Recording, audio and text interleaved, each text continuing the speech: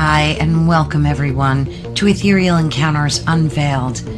Today we are broadcasting live on the United Public Radio Network and the UFO Paranormal Radio Network, 105.3 on the Gulf Coast and 107.7 FM in beautiful New Orleans.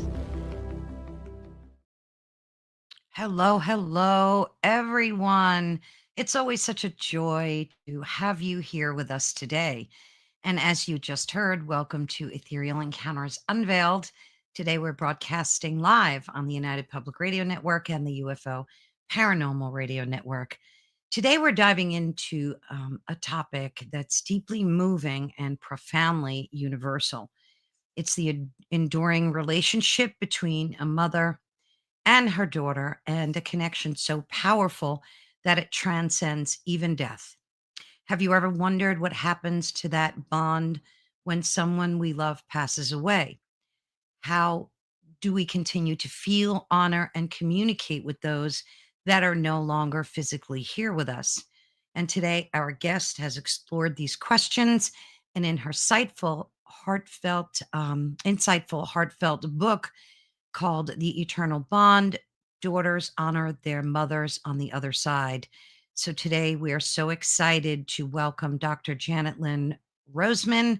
She's a respected writer, a filmmaker, and a psychologist. So let me bring her on board. Hello, Janet. How are you? Hi, Carolyn. So nice to be here. Thank you so much. Thank you. And you're going to see me say hello to people like our beloved Heidi. So Hi, always Heidi. you, Heidi, and other folks will pop in. So please be sure and join our chat.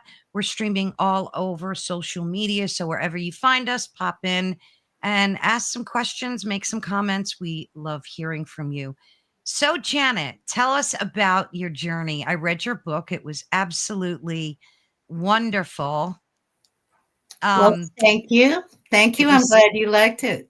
Yes, it was very insightful and heartfelt. And I lost my mom and my dad years ago. My mom more so. I lost her, when I was in my late 20s.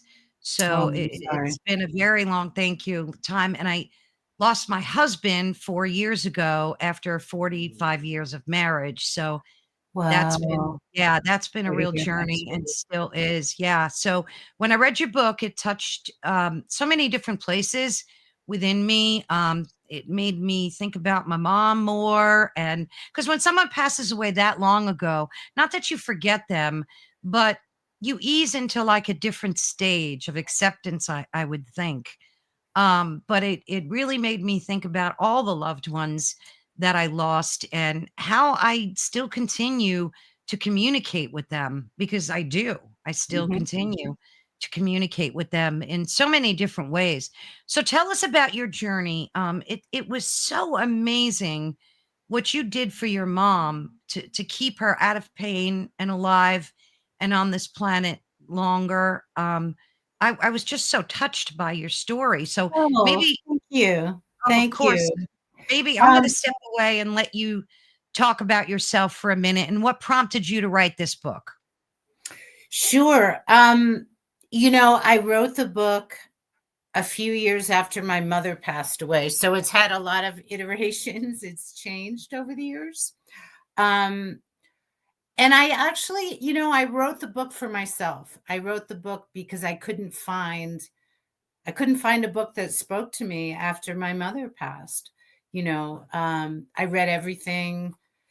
I read so many grief books and books on resilience and books about women. I went to theological centers. I was looking at kind of ancient texts, just trying to find something that spoke to me. And what I found was when I started talking to women that I met, and I would mention, that my mom had passed away, and usually I'd be sobbing. They would share their stories with me, and their wisdom and their path that they shared, I found was the most helpful because I didn't feel so alone.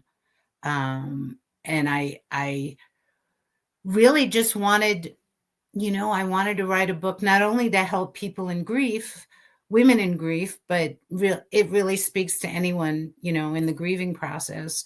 But I also wanted to educate healthcare professionals about their patients, because there's a lot of somatic issues that people have during grief that aren't usually talked about, or frequently physicians will just, give somebody a drug. And I'm not against prescription. I think, whatever you need, you need. But there are other things you can do. You can exercise, you can eat really well, you can find a grief partner, you can get massage, you can use aromatherapy. I talk a lot about some of these Mhm. things. Keeping a narrative, keeping a dream journal. So I think it's important for this journey to be respected. It is mysterious, it's challenging, it's extremely painful at times, and it's unique. What I went through may be similar to what you went through, but I think everybody's different. Everybody. Yes, absolutely. Absolutely. And I want to comment on something Heidi just said. She said, I couldn't remember my mom's voice until I heard it a week or so ago. Wow, that's mind blowing because that's an important thing. Like, I have video of my husband. So whenever I want to hear his voice, I can just play it and hear it. But like back when my mom passed, we didn't have things. I mean, we have pictures, of course, but we didn't have things like camera phones and things like that. And I would love to hear more about that, Heidi, about how she came to you. Was it a dream? Did you hear it like while you were just doing things in your house? Because I know their spirit is here with us, our loved ones, all the Yep. time. And I think not being afraid of that, but tapping into that is really a blessing. So, how do you still connect with your mother every day? How do you honor her every Are you day? asking me? Yeah. Oh, okay. I didn't know if you were asking Heidi. Um, well, I talk to her every day. Yeah. Everything as I go about my day, I frequently just talk to her, let her know what I'm doing, or ask her a question sometimes. I think, for some people, it might be a ritual, it might be lighting candles, it might Mm, be going to a place that you both shared that you enjoyed. Um, Again, everybody's really different. And yeah, the other thing I want to mention, even though the connection continues, which I do believe, the responses on the other side may not happen because you want it to, right? exactly. Because they're in charge. Um, so I'm always, I always tell people, if you go to a psychic or a medium, um, which I've done in the past, and I've also do a lot of intuitive work. Anybody that tells you, "Oh, I promise I'm going to bring in your mother or your father Yeah. or your husband," or whatever that is, that's not true. You can't promise anything because it's mysterious. The other world is not like our world. No. Um, but I do believe, I mean, my mother passed in 2007, and she's shown up in ways that only she could show up. And sometimes, I mean, I remember asking my husband, like, "Where is she? Where is she? I miss her so much." And he said, "Well, she's here, she's in the kitchen. I'm sure she's in the kitchen." Um, and I've had visions. I would love to see her, but I can't make that happen. Right. So I guess what I'm saying is people shouldn't be discouraged if it doesn't happen the way they want it to. Sometimes my mom will show up in a dream, Yeah.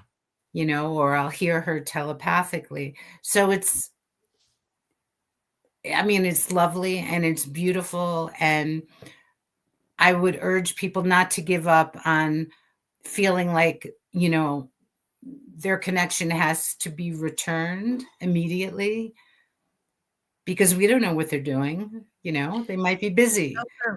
Yeah. Yeah. But I find comfort in just talking to her. That brings me a lot of comfort. I have her pearls on today. That's a big way to connect, I think. Yeah, I like wearing her jewelry. I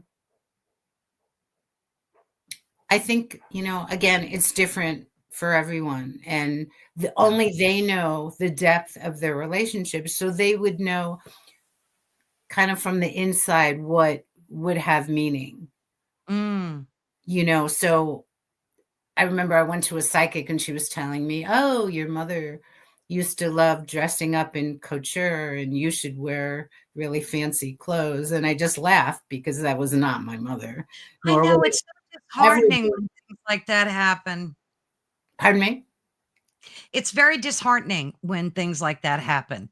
You kind of lose faith in like going to a psychic or, but not all of them are that way. Some of them are very spot on. So, yeah, absolutely. And I have been to people that have been helpful, like really helpful. And I think, the other thing that I do write about in the book that I really would like to emphasize, because it just really bothers me. The term, like, you have to let them go. Just let them go, live your life, blah, blah, blah. That's ridiculous. It is. Why would I let or want someone I love?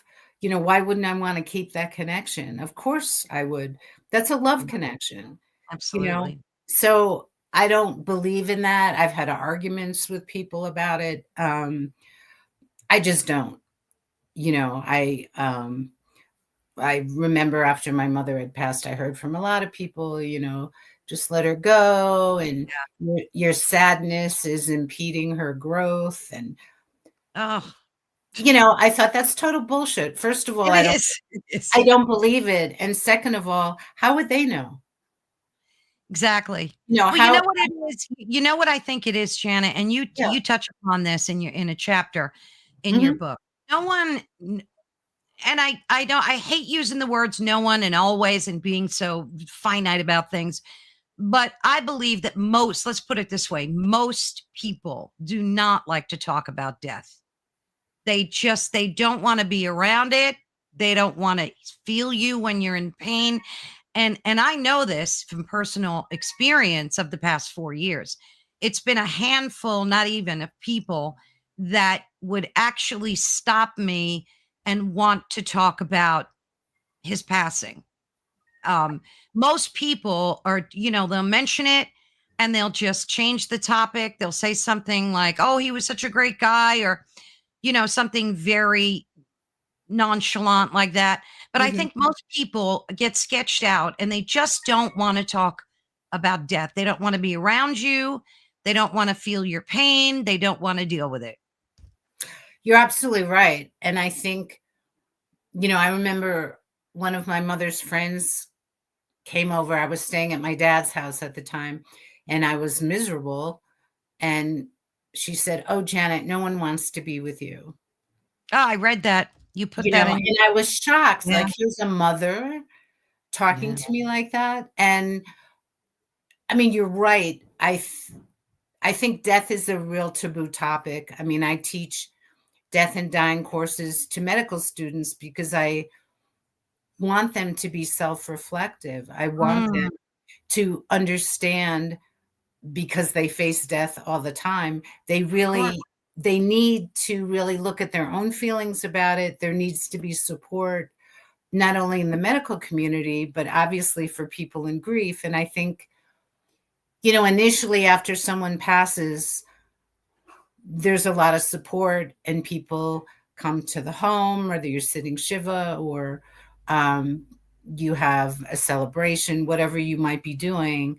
Yeah. But months later is when people actually need the support. And it's really sad. It's really shameful that people aren't equipped.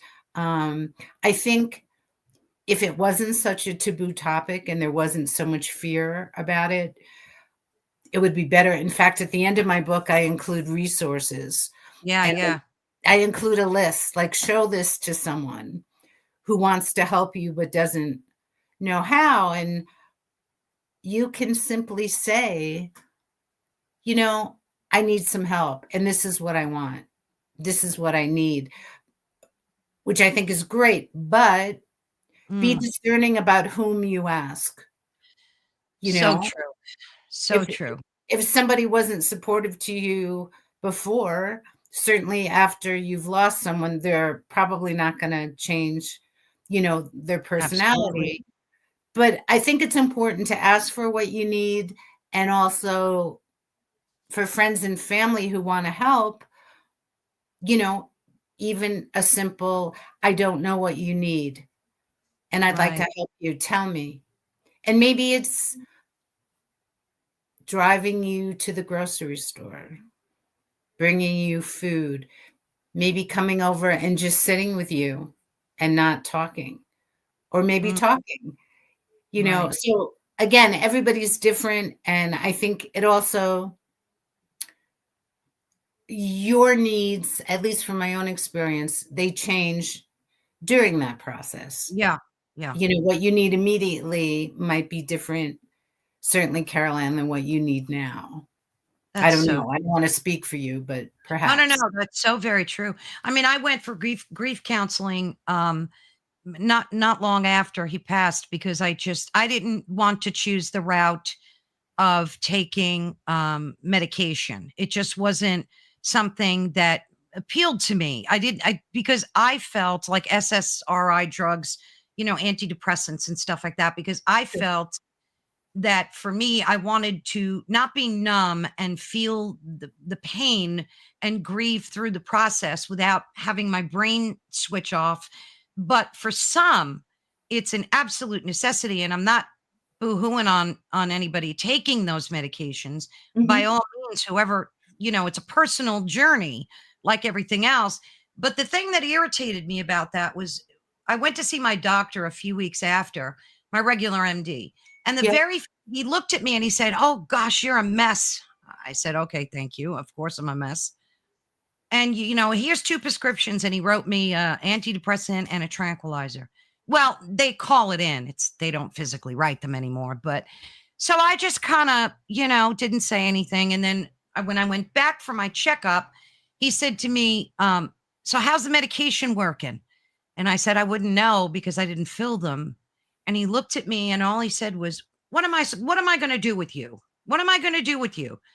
And I told him, I said, I just didn't choose that route. I just didn't want to be numb to my feel. And I think that the reason I'm telling it is because doctors and the medical community are so fast to want to numb you out. And, that's their solution. I guess they want to help. And that's their only way that they know how. Am I wrong about that? Or Um, no, I would agree. I'm sorry you had that experience. I thank think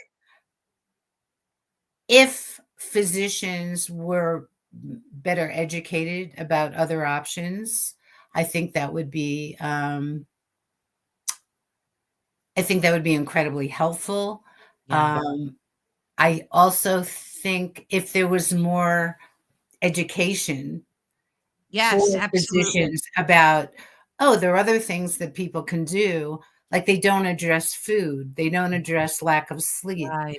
Right. GI problems are very common for Yeah. people, in grief. So even, how about saying,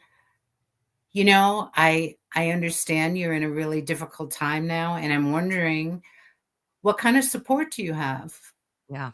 Do you have family members or friends that can help you through this? Have you thought about talking to a therapist? Um, what are you eating? Right. Are you able to go out of the house and exercise a little bit? Yeah. And maybe even include, you know, if things if you've here's a prescription if things get really tough and you feel you need it. And I would also suggest there's some great naturopaths. There's some great acupuncturists in the community who could also be incredibly helpful if you choose not to go on meds. Of course, if you can't function and you can't get out of bed, Right. Different story. yeah, you need some help. But there are options. There are definitely options. But Yeah. for a physician to speak to you like that and be so dismissive Yeah. is really It's disgraceful. sad. And I'm sure a lot of people experience. That's why I went for grief counseling, which helped me immensely. I mean, I highly recommend folks doing that, whoever, you lose in your life. But, the mother daughter relationship is so unique and special. Like I have two children, I have a son and a daughter. And my Mm. relationship with each of them is like polar opposites. And it's so interesting because it's true when they say that the daughters are like daddy's little girl and the mother bonds with the son in a different way. There's truth to that. But like with my daughter, I have a very special bond with her. And I know that when I pass, she's going to be absolutely destroyed by it. So I want to be able to, comfort her while I'm alive, to let her know that, like, and I tell her all the time, don't worry, I'm always going to be there. Now, you had a beautiful experience where your mom kind of communicated to you, and maybe she still does, with light, right? You mentioned flickering lights and things like that. Yeah, I've What is had a that lot of. like? Oh, I'm sorry. I didn't mean to No, interrupt no, you. I was asking you, what is that like? Do you still have those types of experiences? Not as much. Not as much anymore. I do work with color and light therapy with patients, particularly for pain. So I worked a lot with her um, because of her pain Yeah. and the many operations that she had. I used a lot of light so she wouldn't get an infection. Um,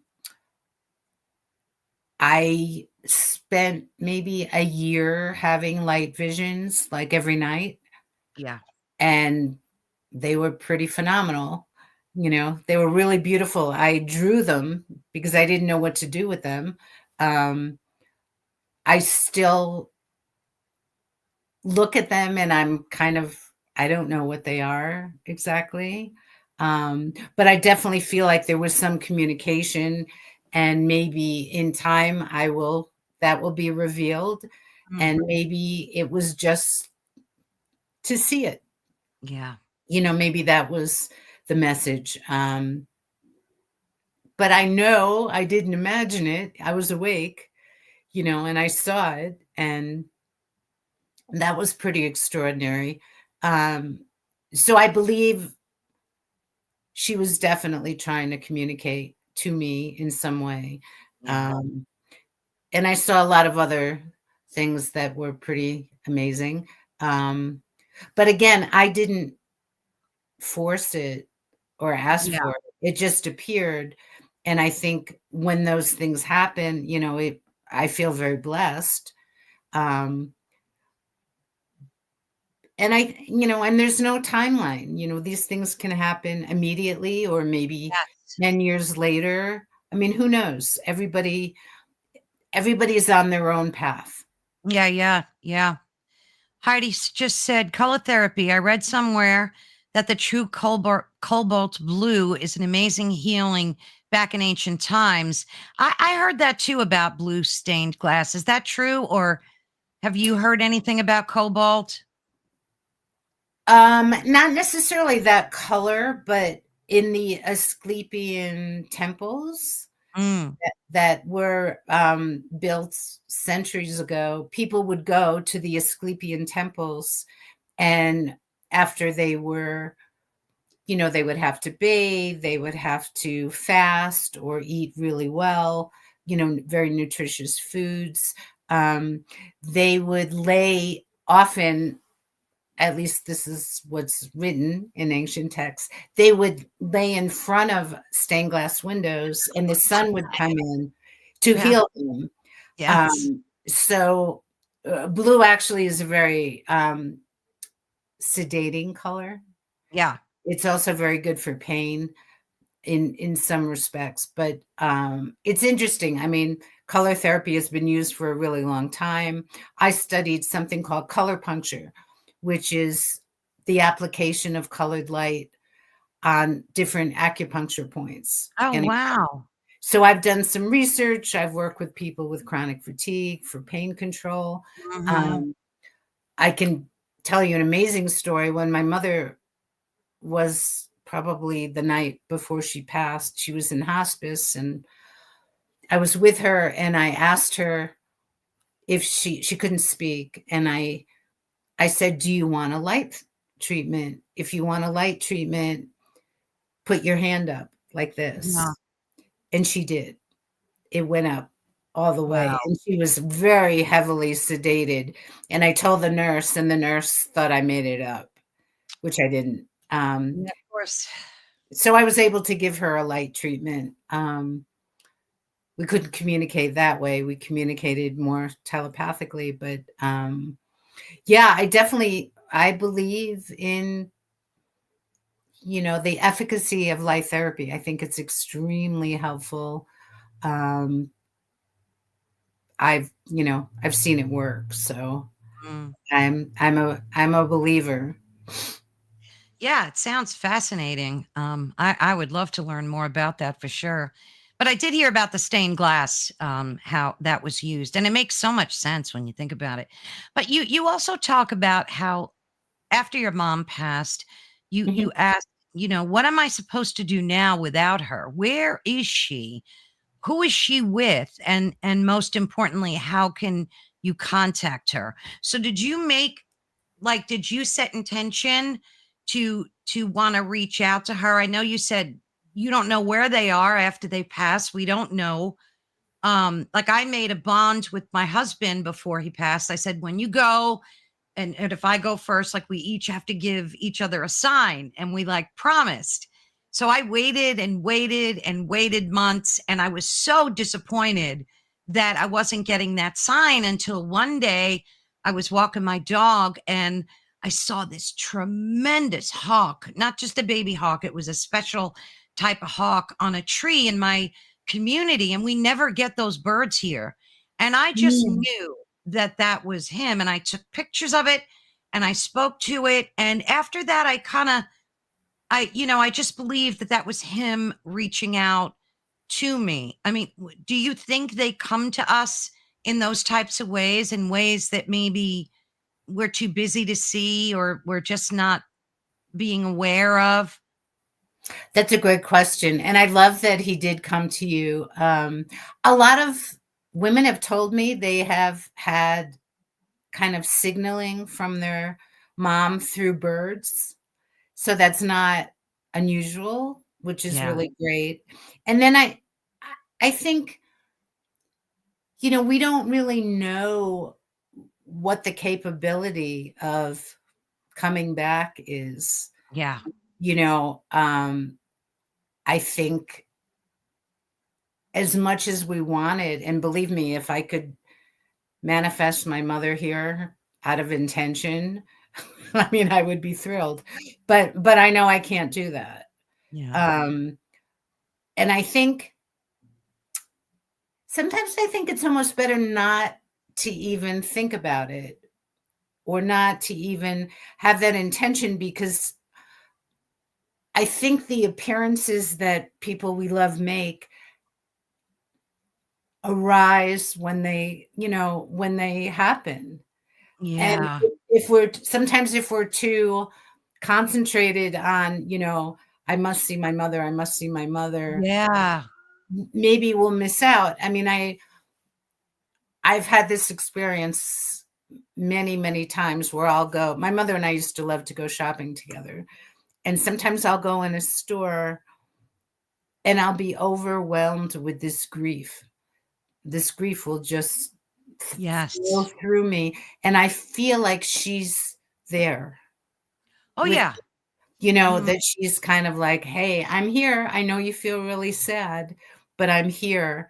Um, and, dreaming, or I'm telepathic, so I hear her quite a bit, even correcting me about something or not agreeing with me. You can always tell if it's a different voice, if Oh, it's yeah. authentic, right? Authentic to the person. But I don't know how I feel about. I mean, sometimes I think it's great to have that intention, but then other times I think it's almost better to kind of release it and trust. Trust is a big factor in this whole other Yes. worldly life. Um, just trust that your loved one will show up when they want to, in the way they want to. Yeah. I Yeah. think I, at least for me, and that's not an easy thing to do by any No, means. no, Um, it's not. but I think it's helpful, and I remind myself often. Um, my birthday is coming up, so I keep thinking that's what I want for my birthday. I want my mother to show up. I want to see her in full body. And would that happen? I don't know. I mean, I've definitely seen enough people from the other side, so I know that can happen. Yeah. Would that happen? I have no idea. I'd like that to happen, but that Yeah. doesn't, it will. Have Yeah. you dreamt of your husband? Thank you for asking. I didn't for quite some months after, and Okay. it upset me terribly. And then I one night when I was meditating, I specifically asked him. I said, "Please, please show up in my dream so I know that you can hear me and that kind of thing." And I had the most wonderful dream about him that night, and I felt like it was so real. It was, and I woke up, and it's so interesting how a dream can change your whole mood and headspace, But I do think they reach us through our dreams. And after that, I started dreaming of him regularly. So it was interesting how I didn't, or at least I didn't remember, because isn't it weird how we remember dreams closer to the morning than the ones we have like earlier in the night, at least for me. And it's frustrating because I would Yeah. love to remember them. Well, I would suggest keep a dream diary. Keep a little notebook by your bed, Yeah. and when you have those images, if you I mean, you can intend through intention, okay, I'm going to sleep now. I'm going to remember my dreams, Yeah. Yeah. and I'm going to wake up and actually, write it down, because I think I'm sure I've had other dreams of my mom that I don't remember. Um, but I try to write things down as much as possible, so I can, I have pages and pages of just information that I've gathered through the years that I Yeah. should look at. And sometimes, quite honestly, I just put it away. Yeah. When I'm ready, I'll look at it, and it's okay. Yeah. It's okay. It will still be there. Have you always been an intuitive, or did you develop that? Because some folks develop that, like they develop the clairs, as they learn and grow spiritually. Have you always been like an intuitive spiritual person? I think so. I think so. I was the kid who like knew things about people, Mm, when I was really young, and I can remember telling people in my family about things I knew or observed, and it wasn't welcomed. But exactly. but in later years, it was truthful, about these people. And then through the years, as I got older, I studied with a lot of people through the years. I became a Reiki master. Oh, wow. I studied mediumship. I've worked with a lot of different people, and I would say I've never found that that one training that really spoke to me, but I think you can always learn something new. So Mm. I find, whoever I might study with, maybe that's my process or maybe it's not, but you can always learn something because, Yeah, you know, absolutely. and I've just been on that quest a really long time. And I think I've had enough spiritual visions through the years that intrigued me. And I didn't really understand all of it, and I still don't understand all of it, but I know enough to know that I don't know. You know, Exactly. I'm not quite sure. So, yeah, I think it's fascinating. I think the mystical life is very interesting and um, mysterious. Yeah. I Yeah. don't necessarily understand all of it, and maybe I will, and maybe I won't. Um, but I always like to learn more, you know? Oh, absolutely. Like I have the blessing of interviewing many folks that have had NDEs, near death experiences, Yeah. and that's always been a very deeply moving thing to listen to, especially as the person's describing what they experienced. And as an empath, like I can meet people and pick up on their grief right away. Like it's so interesting. Like you said earlier, Yeah. it's like a club of people that, and I wish it on no one because it's god awful to experience the loss of a loved one, but it changes you. I believe that it fully changes your brain and the way your brain processes things. Like I've read enough to believe that after you experience grief, the chemistry of your brain changes. Because let's face it, with your mom and my husband, we've had Mhm. them in our lives long enough where they kind of incorporate into your essence, these people. And especially with moms, she birthed you, and you guys share a chemistry and still do. You shared a biology. So that bond never goes away. It never does. And when you lose that person out of your life, your brain needs to kind of adapt to that. And it goes through like a metamorphosis in a way. And it takes years to kind of comprehend, because it's not like I had someone tell me, which blew me away. Oh, I Yeah. went through a divorce, and trust me, I know what it's like to lose someone. And then they went into this whole thing about their divorce, and I'm, and of course I listened and I was empathetic to it. But when you divorce someone, I'm sorry, it's very different than losing someone to the other side. At least in my opinion, it Oh, is. I couldn't agree more. Um, I find it very interesting what you said about the brain. And I wonder, there's probably research, I have not looked into it, so I don't know enough. Um, but definitely the grief process transforms you, and you're kind of called to, you can't go back to who you were, Nope. as much as you might want to. It's not going to happen because you're different. You You are.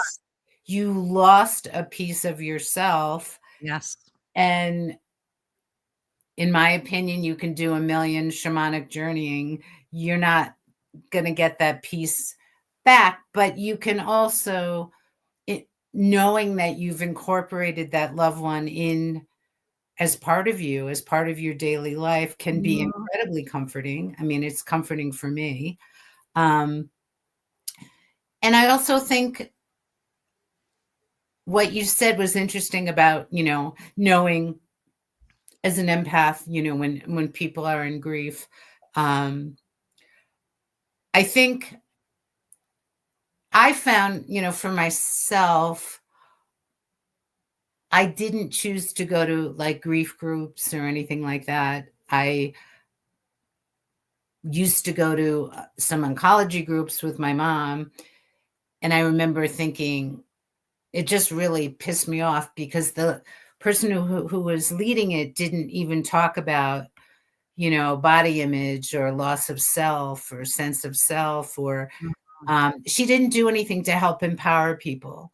And I spent a section of my book on empowering tools for what can you do in the moment when you're so disheartened and you need something to hang on to. And maybe it's, maybe even saying to yourself, I'm going to go out for an hour a day. I can't go out for the whole day, but I'll go out for an hour a day, or whatever it might be. Because although you're in grief, you're not your grief. That doesn't define you. That's a part of you, but it's not all of you. And that took me a really long time to learn. So I think, I know I keep repeating this, but I believe it. Everybody is different. Everybody's journey is different. And maybe even finding a grief partner, someone you can call when you're really feeling horrible, maybe that's helpful. I found, during my process, I wanted to read books. I wanted to be surrounded by books. I wanted to go to the library. I mean, that was my comfort. I wrote a book a year after my mom passed called If Joan of Arc Had Cancer. Excuse me, Joan of Arc had cancer. And the reason I wrote that book, I was at my dad's house and he just said, you got to get out of the house, Janet. You got to do something. So I went to this secondhand store that I really liked, and it's fun. And my mom used to like to do that with me. And I remember I got out of the car and I said, it was a few months after my mother had passed. And I said, okay, Mom, if you're with me, if you hear me, you have to show me a sign. And I walked in, and within 5 minutes, I swear to God, a painting fell at my feet. And it was a painting of Joan of Arc on a horse like this, holding her flag. And I knew it was my mother. And then I became fascinated with Joan of Arc. I knew a little bit about her, but then I became so totally immersed in this project, and I ended up writing a book about her. But I know it was my mother saying, check this out. This is a really good topic for a book. And also because Joan was so incredibly resilient and strong and courageous, I believe she was saying, through Joan, she was saying, okay, do something. Don't just sit around there being miserable. Use your energy to do something. Use your energy to help other people. So I believe that. I really see, and I love signs like that. I get the chills when I hear about them, because a lot of us need to pay more attention to those moments where our loved ones, our spirit guides, are trying their best to like reach us and inspire us, because they can inspire us too, and they can warn us. And I mean, they're really out there. And I think that if you just slow down and take the time, and like you said earlier, stop wanting it to happen, but just start listening to it, like, I guess is the thing to do. Like, just take the time to listen to it. But I think a lot of people, and we mentioned before that it's very common to be dismissive of grief, because um death makes us uncomfortable. And in your chapter, you wrote a whole section on crying. And that really resonated with me too. And you said you're not a scientist. However, you do believe that crying helps us restore like a balance, I guess. And it's kind of like a healthy purging. Um, Do you Oh, still absolutely. cry? Yes. Yeah. Not as often. Yeah. Yes, in fact, I interviewed William Frey, who's a friend of mine, Dr. William Frey, and he's the leading expert in crying behavior. And this was years before, my mother had passed. I Yeah. agree, Heidi, crying is an excellent release. Yeah. And he talked about, the tears we cry when we're grieving are different than the tears we might cry when we're cutting onions, because those tears are irritant tears, where grief actually has tears from grief have a different constitution. Mm. They're totally different. So Wow. he thinks, crying during grief is definitely a healthy mechanism. Um, I think it's healthy. I mean, I spent probably a year. I mean, that's all I did. I just cried everywhere I went. And Yeah. um, it's not as easy now for me to cry. Um, I don't know if I've just shut that down. Yeah. But I still do have moments, and it's usually it just happens. I can't Yeah. necessarily control it. Yeah. It's so interesting. Um, when you think about it, like you said, it's not as easy for you to cry. That's so true. I'm trying to like think about the last time I like just had a good cry over my husband. And I used to do weird things like and I say weird because I guess a lot of people would think they were weird. I don't. Hmm. But you talked about shopping with your mom, and that's like a bond for people that, it's so funny. Like men don't typically like to shop. My husband never liked it, but he would always come with me. And I found it very comforting to have him there with me. And he would like make himself like it. He'd get involved. And sometimes we would hold hands, and like just be kind to each other because I knew he didn't like it and he knew I liked it. And when he passed, and I had to go to the grocery store and I couldn't stop crying. And I said, I don't want to go in this store a mess. What am I going to do? So I pretended he was there and I pretended he was holding my hand. And that's how I got through every aisle. Like it just comforted me and it kind of not made me want to cry in the store. So I I think love that. oh, thank you. I I think we love need to that. be Thank you. It made such a big difference for me. I was able to function in public. Um, but I think we need to be kinder to ourselves when it comes to grief as well. Whether it's your mom, your dad, and Mhm. at our age, we're losing people faster than we like to admit, and it's such a scary thing. But then again, when you start thinking about the spiritual connection and how they're always with us, how we know we're a part of them, they're a part of us, that'll always be that way. And I love after I read your book how it made me really think about my mom. Now, Mhm. unfortunately, my mom was a very wounded soul. She was a Mhm. very wounded spirit when she was on this earth. Um, and I'd like to think that her passing brought her that sense of peace that she so needed on earth and couldn't get. And after she left, it was almost like I almost experienced guilt because I said now she's at peace. And I almost was not happy about it, but I was glad that she finally maybe would find that peace that she couldn't get on this planet. I mean, it Wow. grieved her that she wasn't here anymore. And I loved her dearly while she was.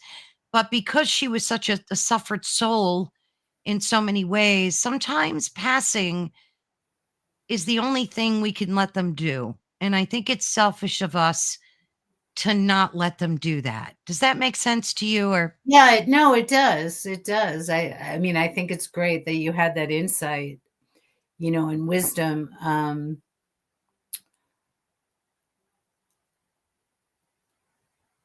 I know, I spent a lot of years.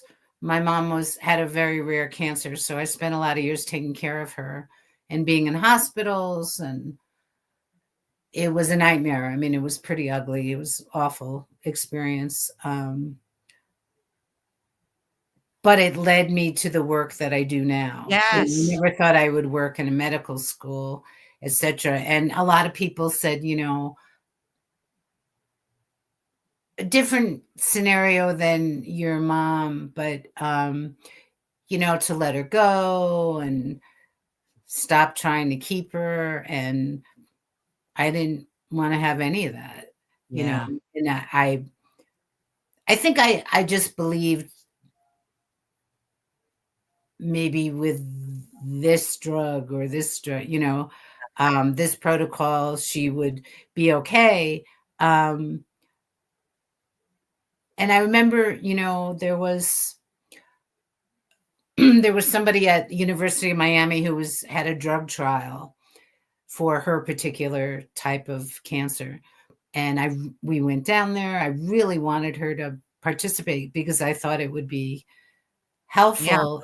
And I was really pushy about it because I was desperate for her and me, not to lose her.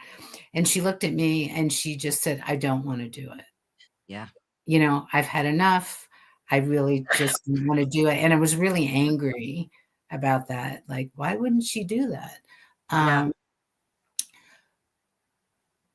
But it wasn't my choice. Mm. It was definitely her choice. And I had to, later, when I look at it, I feel badly that I, was so pushy. But yeah, I didn't want to lose her. And I think, as much as it's comforting that I still have had a lot of signs from her and I Yeah. hear her, I still miss her, I miss Of her, course. her physical presence. Of And course. um, I would love her to come over and have dinner with us and, hang out. And I think that's also to be respected, Yeah. that, as I said, it's been since 2007. And although my grief has changed and I can function and I can still do things, and I'm capable. Even writing this this book brought up so much pain, it was Oh, very I'll difficult. bet. It was Yeah. very difficult. See, Um, that's the thing. I once heard this cute little analogy, that's little story that made me feel better. And the short of it is that yeah, grief is like a rock. It's like a big heavy rock, okay? And you take this rock and you put it in your pant pocket. And at first, you're walking around and it's so heavy and so burdensome. And every day you're like, damn this rock, right? Damn this rock. But as time moves forward, the rock gets lighter. And it doesn't get lighter because the rock changes. It gets lighter because your legs get stronger, you get stronger. So as you're walking, the rock's always there, but it's not so bad now because you're stronger. So, and I love to think of grief that way oh, I love because that. it's true, isn't it? It's like this rock that you're always carrying, never going to take it out of your pocket, but it's not so bad now because you're a stronger person. So that kind That's of, yeah. that's a wonderful story. Yes, I would agree. And I think through the years, I remember after my mom passed, I spoke to another woman who had lost her mom, and she said, I know you feel horrible now. It will get better, but it will Mm, take time. And I didn't mhm. believe her. I just thought I'm going to feel like this for the rest of my Yeah. life. But you do get stronger. Your legs get stronger. Um, I still have my moments, Oh, and often they're very unexpected where I'll just have this kind of a wave of grief wash over me. And then I think too, how lucky was I to have mm.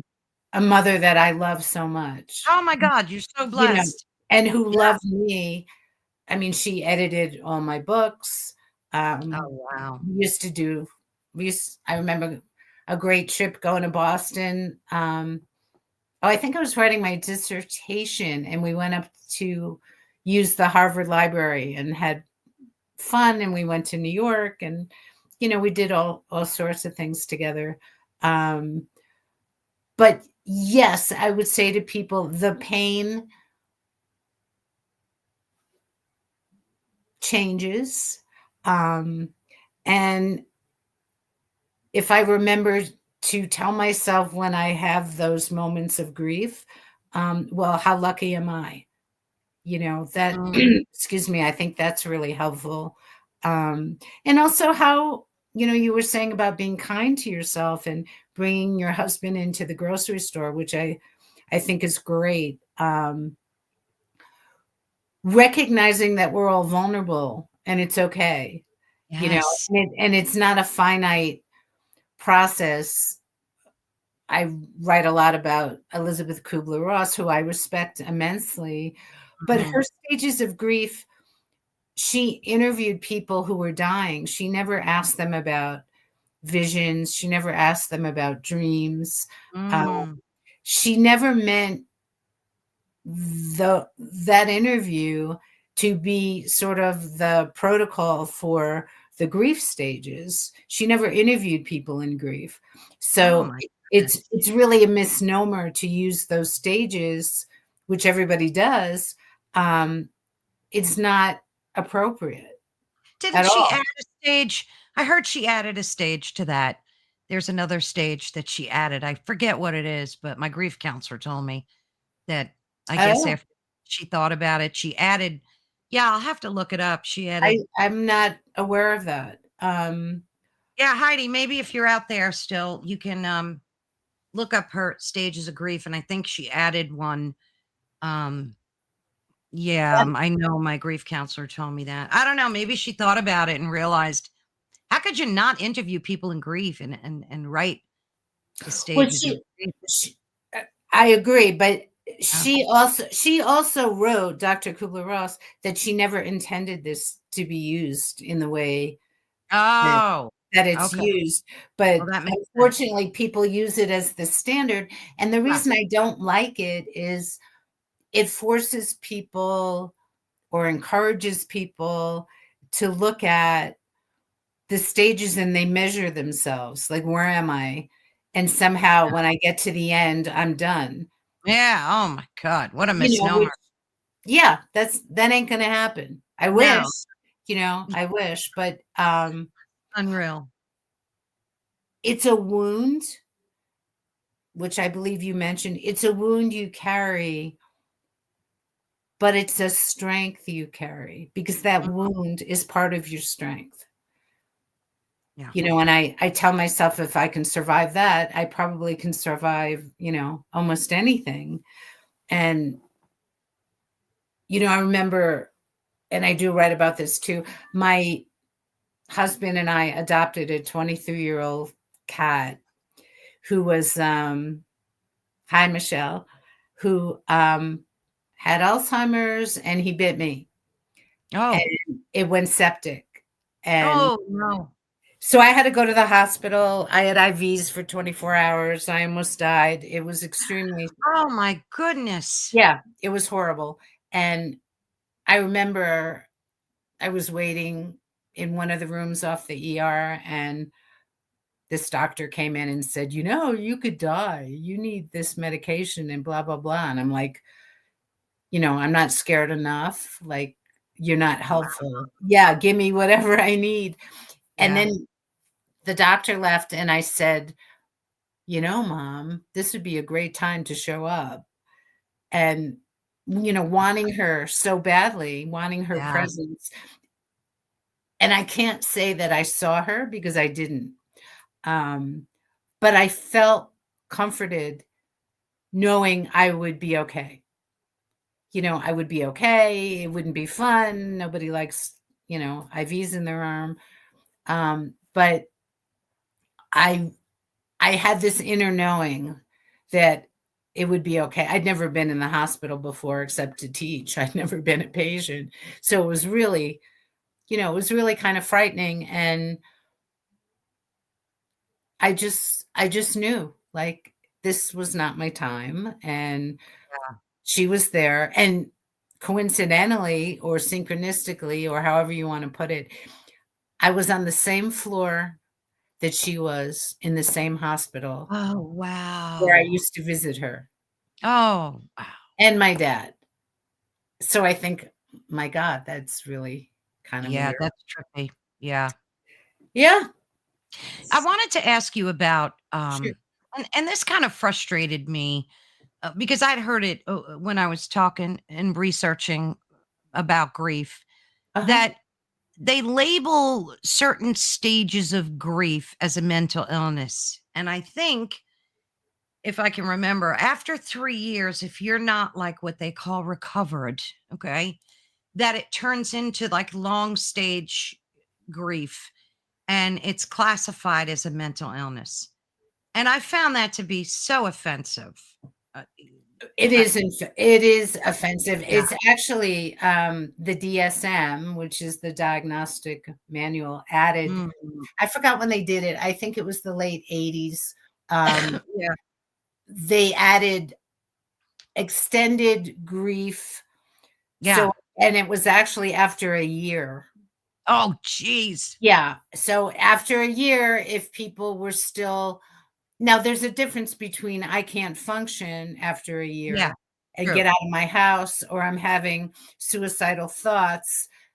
That is prolonged grief disorder for sure. And you probably need some heavy duty medication to Yeah. help you and some Absolutely. therapy, Yeah. which is needed. But they added prolonged grief disorder, I believe, because it would help big pharma. Ah, So if you have prolonged grief disorder and no. you take this new drug, Yeah. then people, people would Yeah. would benefit. And actually, and I write about this, the members of the committee who approved this for the DSM, and I'm not making it up. I have, Yeah. everything I wrote about is evidence-based except for Sure. my Of my course. visions.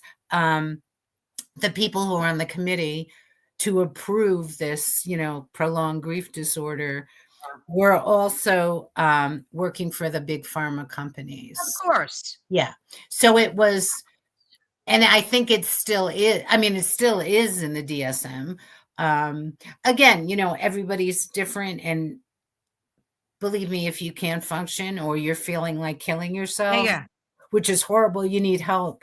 Yeah. Um, Yeah. but to think, you should be over it, quote, over it in a year is ridiculous. And kind of brings me to, I believe before you go see a grief therapist, you Mm. need to interview them. You need to talk to Yeah. them. And, That's a and great point. and one thing you should ask them is, how do you think you can help empower me? Mm. What is it that we could do together that you can help me function in whatever it might be? Um, and that's important. I went to a lot of bad therapists in the beginning. I went through one in particular that was god awful. I'll have to tell you what she did to me, but that's such a great point. Yeah, Um, interview, have your bullet point questions ready to go for the first session, right? And if you don't like the answers you're getting, then move on, right? absolutely. Yeah. Yeah. Or even call them, well, before we meet, here are the things Oh, that I'm there you go. wondering about. Um, I just think I didn't have the wherewithal at the time, to Yeah. think about that. Um, I finally found an amazing therapist who actually worked at the oncology center where my mom had been a patient, and she was amazing. She was very spiritual. She was very intuitive. Um, she had, Now we'll get to that after you're done. okay. That She really helped empower me. She How let me long did try. you see her for? Like, how long did you stay in grief therapy, if you don't mind? Oh, I saw her probably 2 years, Yeah. Yeah. probably 2.5 years, and we still remain in touch. She moved out of state, and I probably if she hadn't moved, I probably would have continued to see her because she Yeah. really got me. Nice. Um, and Melissa, I'm so sorry to hear about your friend. I'm not sure what the guilt is that you're talking about, but I guess I would say it sounds like I don't know if you are seeing a therapist or especially, bringing up the fact that you're feeling guilt. I think it'd be important to talk to somebody about Yeah. it and really kind of find your way. And I would, again, before you talk to someone, I would interview someone and say, Yeah. this is what I'm experiencing. I'm wondering, how do I get to the other side of this? Um, I know I need some help. How do you work? What do you find helpful? What can I do between now and the 2 weeks or 3 weeks before I see you? What do you suggest would be helpful for me? Mm. And for folks listening, Melissa commented, I am grieving. I'm overwhelmed with guilt. My friend passed on July 19th this year, suddenly in a car accident. And I can feel a lot of, oh, wait, let me get rid of that. I can feel your pain through your comment, Melissa. And I agree with Janet wholeheartedly.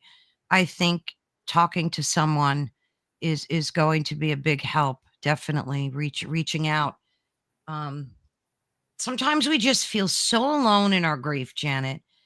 And it's such a scary place for us to be. And all we want, and I'm speaking just for humanity, I guess, is just Mhm. to kind of be understood. It's not like we're asking for much. We just, like, one day I had a neighbor who loved my husband. They used to get a kick out of him because he was always telling jokes and he was always in a good mood and people just loved his energy. So my neighbors came out and they saw me walking my dog and I looked like death warmed over, I'm sure. And they quickly came over to me, hugged me, and Mhm. just, I love your husband. He was such a great guy. Is there anything we could do? It's those moments that make you or break you in life. They really do. That's And beautiful. right? We talked about that earlier. It took them a minute to change my day, my week. Like, took them a minute, That folks. I think that's wonderful. I mean, I found unfortunately, I did not have the support that I needed. So I felt very alone. And I remember I was in Whole Foods and there was a woman in the store who looked just like my mother. My mother was really a very beautiful woman. Of And course. she looked just like her. And I went up to her.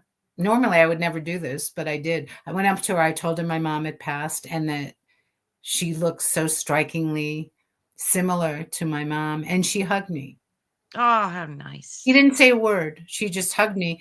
And Oh. then a few months later, I don't know what it is about this Whole Foods in Boca Raton, but this man came up to me. I was in the bakery aisle or something, going about my day, whatever. And I'd never seen him, and I thought, I don't know, what does he want? It was kind of weird. And he said, I just want you to know that your mother is with you and she'll never leave you. Mm. And he walked away. Talk about moments. I thought, where did this guy come from? Yeah, that was brilliant. That was nice. Who is this? Yeah, And I didn't chase him or anything. I yeah, just thought, okay, so that there are other elements and people can bring you absolutely. messages and how great that your neighbors not only validated, how wonderful your husband is and hugged you, sense that that would be really healing. Yeah. And Yeah. congratulations to them. Yeah, absolutely. I want to go back to Melissa's comment. She said she sold her car to his friend. Wait, I sold my car to his friend. Did he? Okay, so I guess he drove to his friend's house with it and was suddenly killed in her car. We met face to face for the first time and were intimate, and hours later he was dead. Mm. Well, Janet, you comment on that first as far as her guilt. I can see now where she would feel that, but I have a completely different rationale to that Yeah, statement. I'm really, really sorry to hear that. And I understand as much as I can understand because I haven't lived it, Right, right. feeling guilty about it. And I would never try to feel what you're feeling or Mhm. say, oh, well, here's the answer, because I really don't know. I guess what I would say is maybe exploring, if you're willing and when you're ready, maybe really exploring that guilt and even asking yourself, your beliefs about your beliefs about death, your beliefs about coincidence, your beliefs about, Yes, living and paths. And um I don't know. I don't know what will bring you comfort. I think you have to decide and maybe ask yourself the question, all right, let's look at this guilt and what will be comforting to me. Maybe mm, you could even, when you're ready and able, before you go to sleep, talk to this man, tell him you're feeling really guilty and you need help, I love that. and see what Yeah, comes. Maybe do a little, channeling and writing a little journaling about it. But definitely, definitely, definitely, Melissa, I don't want you to feel alone. Um, find somebody who can help you with this, I you know, agree. and really explore it, because I would never tell you, well, don't feel guilty and don't No, feel no, this. no, of course not. Um, See, what I like to do is I put myself in that person's shoes and I try to imagine if mhm. that were me, what I would be feeling. And I think what came to me immediately, Melissa, is that this person was brought to your path for a reason and a purpose, and that whatever divine intervention took place was meant for his universe in existing on this planet, and that it brought him joy and peace before he left this planet. And instead of feeling guilt, I'm just saying I would feel blessed knowing that my spirit was able to intertwine with his, and that we shared a journey as humans together. And now he's in a place where I fully believe one day we'll all meet again. And then I'm just saying that's how I would like to look at it, that I came in this person's life for a purpose and a reason, and that I was honored to be the last person, maybe, that he had a genuine connection with. That's just how Mm. I would like to think of it. Is that helpful, Melissa? I don't know if you're still there, but I would imagine that would be incredibly helpful. But I think you're right. Talking to someone is so, we're as humans, we need that. Our soul needs that. Like when I was reading your book, it was so cathartic. And I recommend, and not only if you lost your mom, but I think it's so good for anybody in your life that you lost. If you're suffering from grief, it really does walk you through a whole range of emotions and things like that I never thought about my mom, I started thinking about, and I just felt Hmm. oddly more connected to her. That may seem odd, Yeah. but I love that. Thank you. That's very wonderful for you to say. I really, really appreciate that. I did. I felt more connected to my mom, and it made me want to think about her more than I do. So I thank you for that. It was really nice. Now you mentioned religion, which is so important, regardless of whatever religion you believe, or even if you're an atheist. I think it still holds true when, especially when it comes to grief. And you said that Mother Mary led you down this spiritual path, and that she's this ultimate archetype of like healing for women of all faiths, because she's this great mother archetyped in how she Mhm. appeared. So how did that work for you? Were you religious before your mom passed away in that Not sense, or? really. Not really. I mean, I'm Jewish, so my familiarity with Mother Mary was limited. Um, I had no opinion, really. I didn't know that much about her. And then I had an experience with her. God, I was 30 maybe. Um, and she told me that I would write a book about her.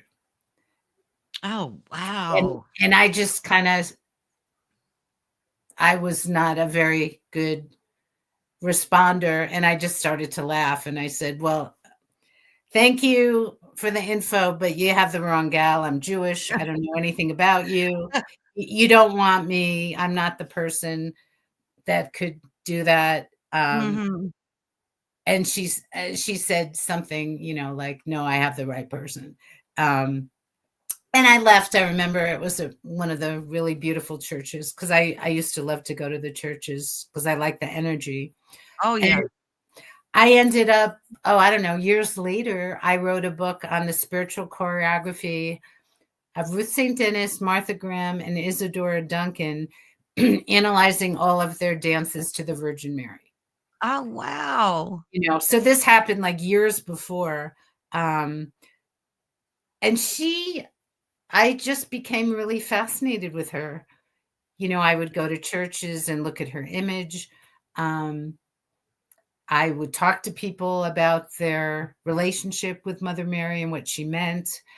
And I don't have it on today because I have my mom's pearl necklace, but my mother bought me a Our Lady of Guadalupe necklace years ago, which I normally wear every day. And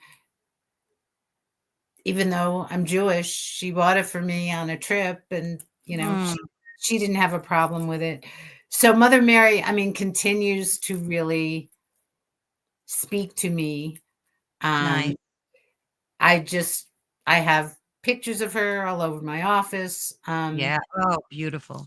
Yeah, she's just she is the ultimate mother, She is. the most She is. comforting mother, whether whatever you believe, it doesn't really matter. It's true. Um, I mean, look at Paul McCartney. He wrote, and in my hour of darkness, I can see her standing in front of me. Mother Mary whispers, let it be, let it be. That song. I mean, everybody knows she is the archetype of motherhood, really. And it's so comforting. So when I read that in your book, I thought that was such a beautiful way to connect with, and again, you don't need to be of any specific religion to be able to appreciate and connect with her. I oh, love it. absolutely. In fact, I'm in Santa Fe, and there's a church. It's the Our Lady of Guadalupe Church, Mhm. which is really quite beautiful. And what's really interesting about it, I've collected photographs of Mother Mary for probably 30 years, but um, instead of usually you see Jesus on the Yeah. altar, I mean, he's the main guy. Yeah. In this church, there's a painting of Our Lady of Guadalupe. Mhm. Oh, And wow. Jesus is on the side, which I Oh, find, like, fascinating. yeah. I've never seen that before, and, I mean, I just find her really comforting, Yeah, she especially is. if I'm having a bad time, I will seek her out, and I'll just sit there, and I feel like, there's a healing that takes Yeah, place. yeah, Well, that, yeah. not all the time, but um, I recognize, and in fact, this probably would be helpful for people.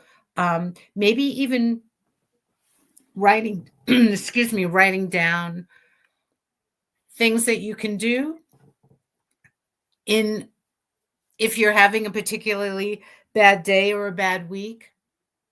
Like, what would that look like? Maybe, as I said, I might go to a church. I might Mm, go to a library or a bookstore, and that sometimes that's really helpful. Um, yeah. Taking a walk, um, maybe go to the farmer's market and getting really good, Mm, good food. So it will be different for everyone. But the reason I am mentioning to write it down, then in the moment, you don't have to think, what can I do? You can look at your list right here yeah, and see, oh, okay, that seems reasonable. And in the book, I have a bunch of tools for people yeah. that they Very can, helpful. that maybe, thank you, that maybe will be helpful. And excuse me. Bless you. Thank you. Or maybe, I'm not saying every single thing in that chapter is going to sing to you. I'm not expecting that, but maybe one will. That's my hope. Maybe there'll be one thing in there Yeah, that's exactly. going to work. It's so many of us struggle. Like Heidi mentioned, I struggle with the fact that my mom told me never to cry or be sad when she was gone. She suffered many years from MS for 38 years and she fought for the quality of life. Um, so many of us struggle when Mm. our moms leave us, and there's so little resources out there to help us cope. And that was another reason I really appreciated reading your book. And I underlined and highlighted a lot. So I'm gonna have to go back. And I love doing that after I read a book. I take like notes of things that really speak to Oh, me. uh-huh. So, and there was a lot in your book. And Melissa did say that, let me see if I could find her, which I was glad to hear. I think she said that she is grateful. Let me see.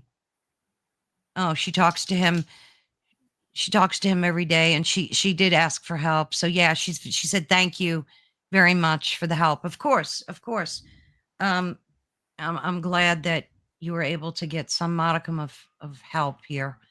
But yeah, and and it's so interesting how reading, and you mentioned how important reading is, and a lot of us forgot how important reading is. We're stuck to our phones and doom scrolling all the time. Oh, yeah, You yeah. need to like put that stuff away and pick up a book. And now it's so easy because even if you don't want to get like the hard copy books, which I love, but I also like and appreciate PDFs or audiobooks and things like that, because if you're in your car you can listen to them, or you can, if you're sitting in a doctor's office waiting for you can read, on your Kindle or whatever. So it's I think so much easier now to read as opposed to like doom scrolling. Yeah, I love hard copy books, I really do. um and it's funny how, after so many years I donate, like I'll go to the library and I'll just drop them off there. And certain ones we keep and we love. Mhm. Does your book come in audiobook as well, Janet, or did you not? Oh, I'm glad you asked. It isn't at the moment. I believe the publisher will probably, Yeah. decide ultimately on. I'm not sure what the criteria is. I'm sure, how popular is the book, before Oh, they maybe. decide. But Yeah.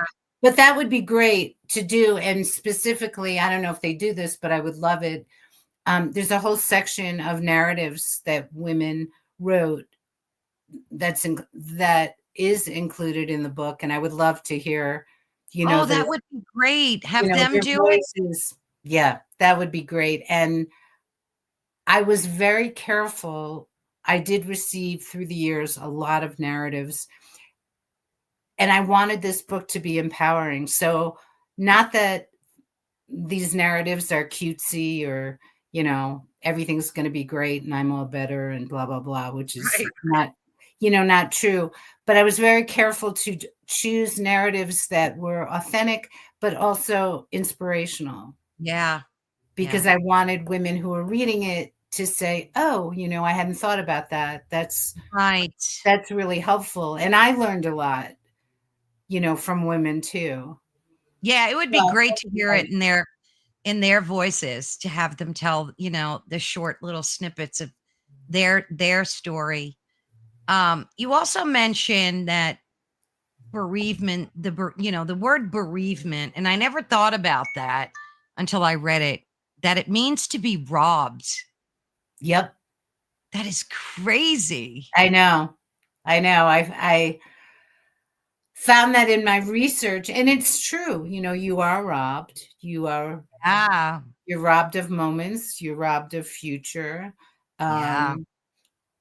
You're robbed of the here and now, in terms of, hey, Yeah. mom, let's go have dinner or whatever it might be. So I think that's really interesting. I mean, and very revelatory, actually, when you think about it.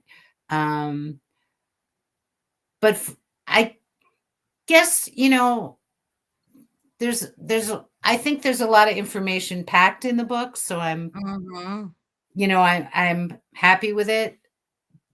But I would like to see more dialogue. I would like people in grief to be bolder, to ask Yeah. for what they want from family and friends, to not let their healthcare professionals dismiss them or dismiss what they're feeling. And Yeah.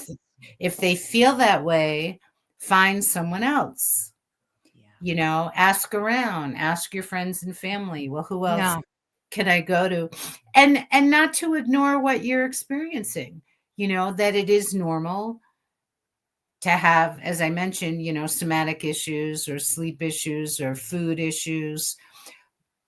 But not only that, do something about it. Mm. Don't let that continue. Don't abandon yourself. Just because you're grieving doesn't mean you have to totally suffer in every realm. Exactly. Ask for help. Make sure you take care of yourself.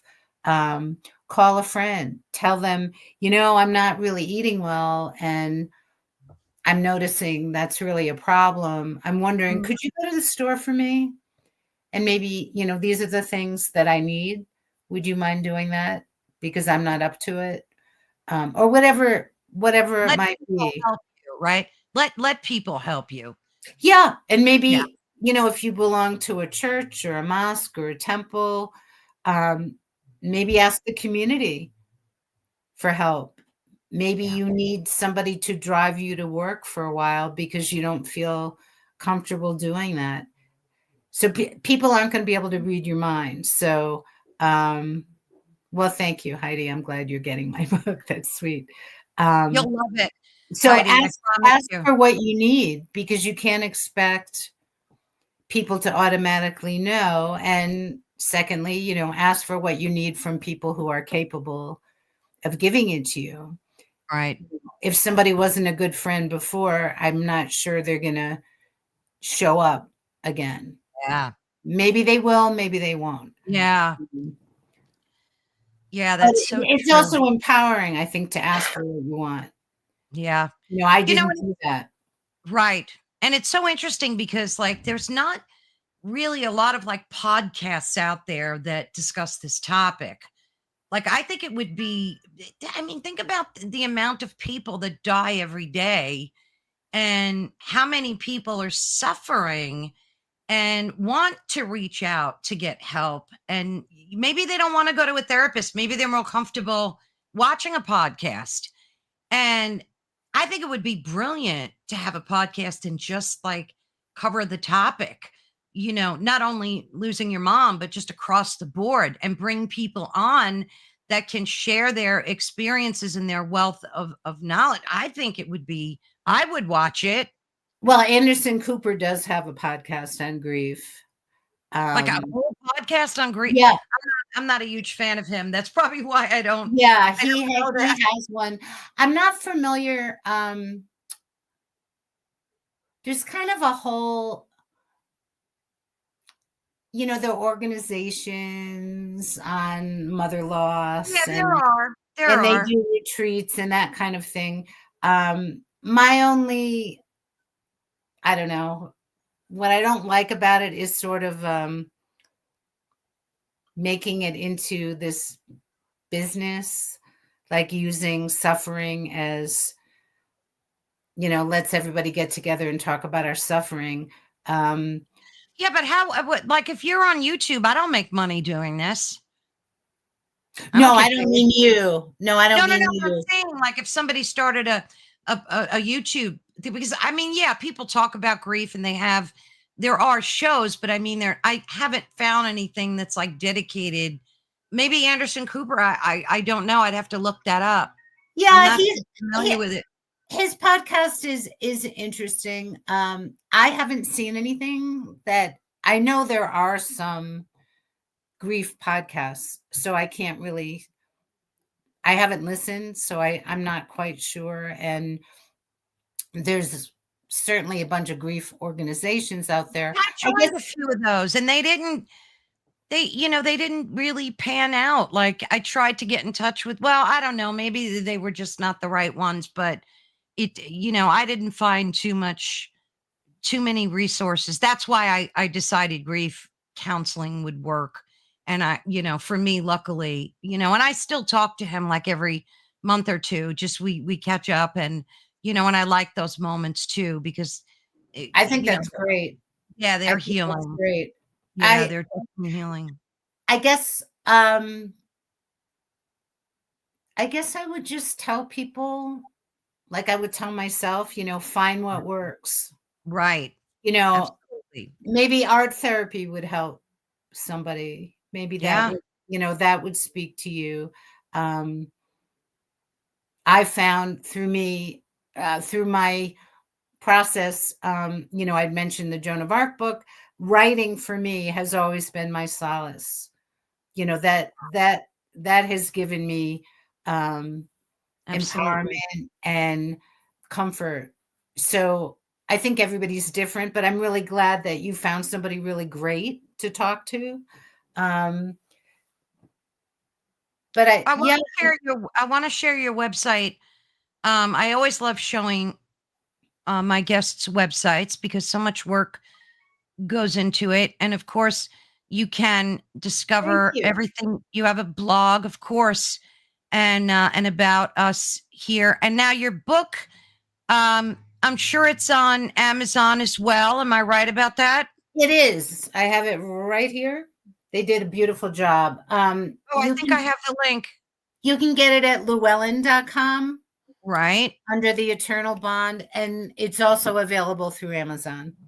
Yeah, it just came out like literally a few days ago. Oh, wonderful. Yeah.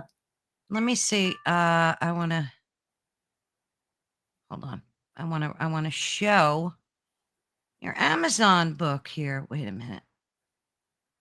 Okay. Add to stage. It's a little bit of a process.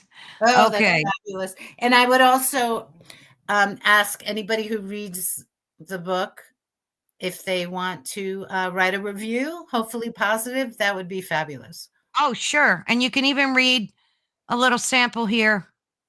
See, I Mhm. love when Amazon does that. That is such a great way to kind of dig your heels into it. Thank you, Heidi. You're such a sweetheart. Yeah, Everybody thank in the you. chat, Melissa, all you folks, and we have a lot of folks that just don't like to talk, but that's great. We love that you're here anyway. But yeah, I mean, it takes a lot to write a book. I mean, I've been trying to write one for Lord knows how long. Um, and it almost seems like it comes from a divine place, right? Like when you write, like it's almost channeled through you in a way, right? I absolutely believe it. Sometimes I look at what I've written a number of books now, like 10 maybe. Um, Oh, wow. so whenever I look back, sometimes I think, wow, this is really great. Where did this come from? Right. I don't necessarily remember um, some of it when you're in that really nice kind of flow. Yes. Um, but yeah, I think sometimes things appear. I mean, a good example of that, one of the first books I wrote is called The Way of the Woman Writer, which I wrote years ago because I used to lead a women's writing group. And one night I was kind of in that, not asleep, but kind of asleep, in that in that nice space. And Yeah. I heard the words, Janet, you are part of the women who have lived in love before you. Oh, wow. And that was the preface to my book. Oh, And that's I great. think I don't know where that came from. I couldn't have written anything like that. So that was definitely divinely inspired and Yeah, given. and really absolutely, I agree. So sometimes things are just channeled through you, and it's being able to hear them and just quiet your mind so that you Yep. can hear these things, right? So what are you working on next? What do you have lined up for us? Oh, well, I'm hoping to do a book on compassionate medicine, Oh, that's empowering patients and empowering healthcare professionals on um, compassionate medicine and giving tools for people, for patients to talk with their physician about what they need. I think I'd like to think healthcare is changing in a good way, but there's, I don't like bad doctor stories. There shouldn't be bad doctor it stories. shouldn't be. That should be very Right. uncommon. So Yeah. I don't know yet, all the particulars, but it's been on my mind for a long time that Oh, I love that.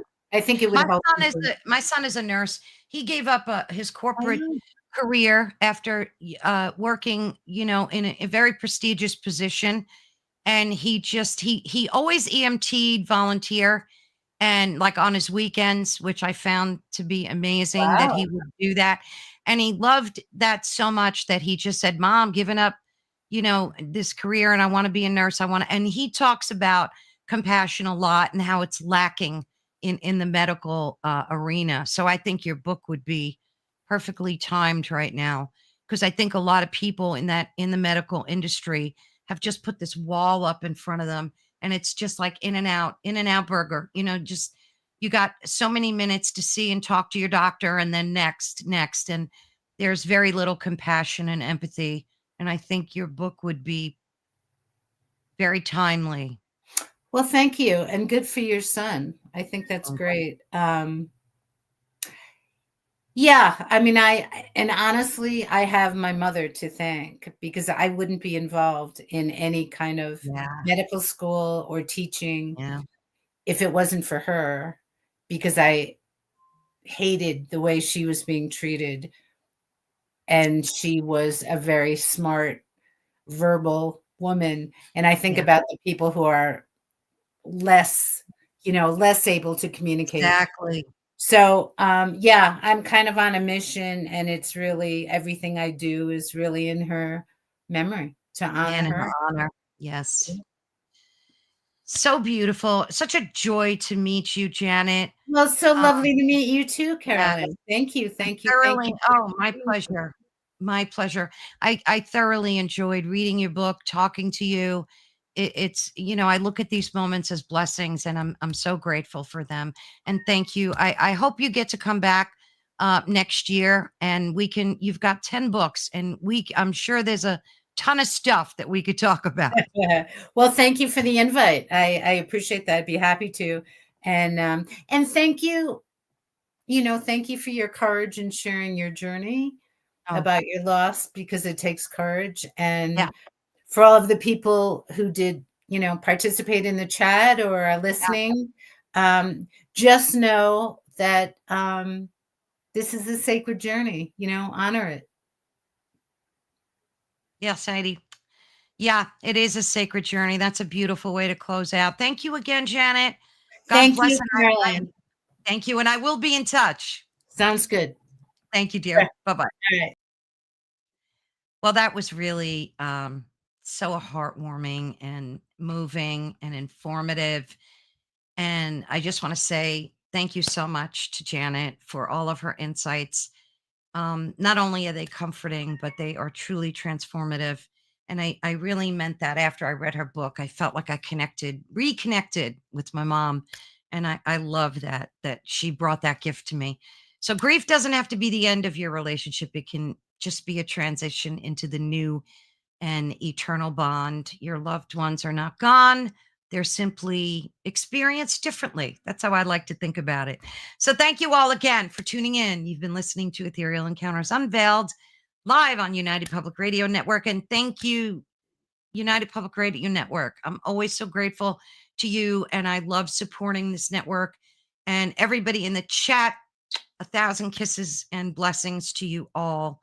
And don't forget to tune in. We are live Wednesdays, Thursdays, and Fridays, and support everyone on United Public Radio Network. There's so much awesome information. So many. We are a family, and that's why I'm here, because I love sharing moments like these with you guys. Love you all.